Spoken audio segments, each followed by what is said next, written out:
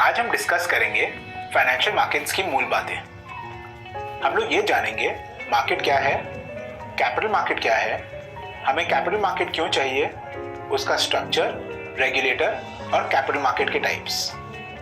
चलिए इसके पहले हम ये दो तस्वीर देखते हैं। एक है सब्जी मार्केट और दूसरा है स्टॉक मार्केट। सब्जी मार्केट में एक संतरे का दाम एक दुकानदार और दूसरे दुकानदार के बीच में अलग अलग हो सकता है, लेकिन एक स्टॉक मार्केट में एक स्टॉक का दाम पूरे भारत में समान होगा।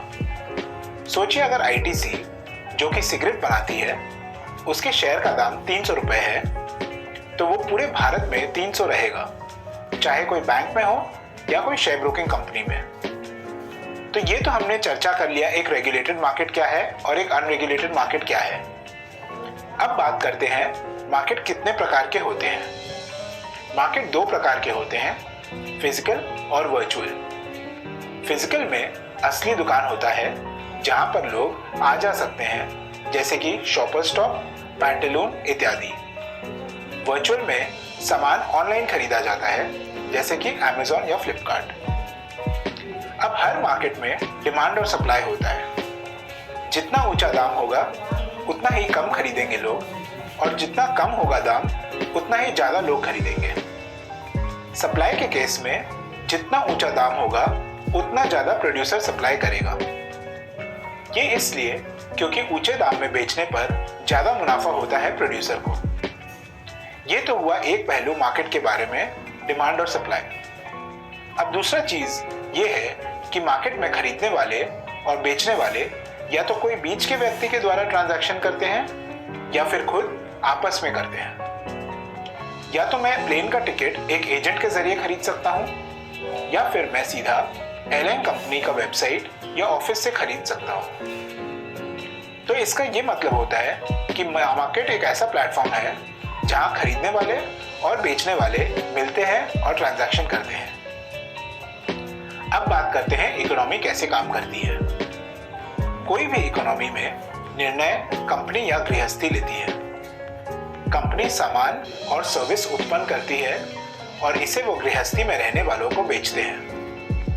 गृहस्थी वाले जमीन, श्रम, अपने पूंजी और उद्यमिता ये कंपनीज को देते हैं। गृहस्थी सामान खरीदती है और जो पैसे वो देती है उसे रेवेन्यू कहते हैं, जो कंपनी यूज कर सकती है। जो गृहस्थी वाले हैं वो अपने भविष्य के लिए पैसे जमा करते हैं बैंक अकाउंट में, या फिर वो स्टॉक्स और कॉर्पोरेट बॉन्ड में निवेश करती है। ये पैसे वो कंपनी को देते हैं। इन पैसों से कंपनी और जमीन खरीदती है, नए फैक्ट्री लगाते हैं, लोगों को नौकरी पर रखते हैं। कोई भी इकोनॉमी में गृहस्थी और कंपनी के अलावा सरकार का भी बहुत महत्वपूर्ण रोल होता है।